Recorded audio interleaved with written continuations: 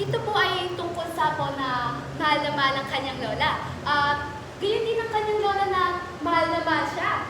Subaybayan niyo po ang kanilang kwento kung saan ang pagmamahal ang tunay na kulay ng paligsahan ng buhay.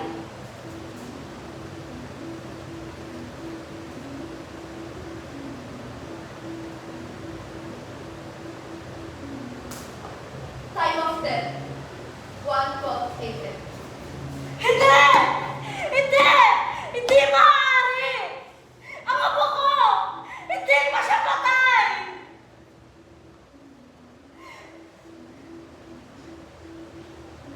Ang apo ko? Wala na ang apo ko? Patay na siya! Neko! Tara na, baka mahuli na tayo sa programa. Ako, alam mo naman matanda na ang lola mo.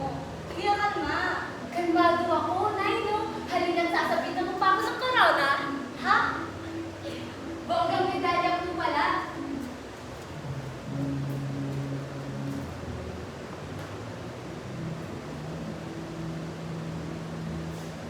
Aming tinatawagan upang ibahagi ang kanyang graduation speech ang nagkamit ng may pinakamataas na karangalan, Eloy Francisco.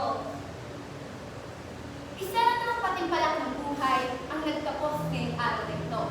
Ngayong araw din ay simbolo ng ating pagkapanalo. May angking galing, talino, at talento.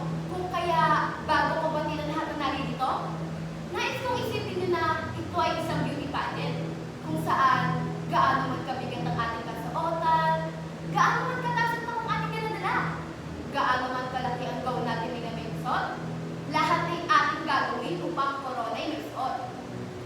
Nais ko batiin ang aming punong guro sa mga iba't ibang bahagi ng departments, sa mga pinamahal namin magulang o guro, sa mga panauhin, sa mga bisita, at sa iba pang naririto.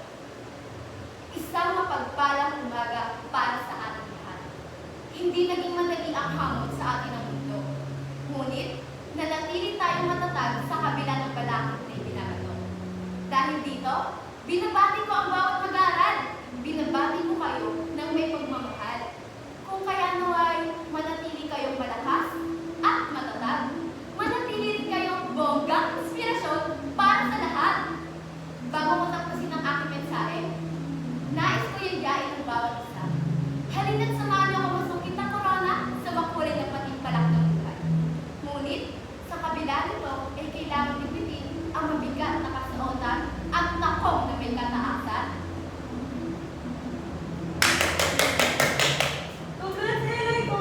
Ang galing-galing mo! Salamat po, Nay. Ito po, para po ito sa inyo. Dahil kayo po talaga ang tunay na matatag at tunay na bongga.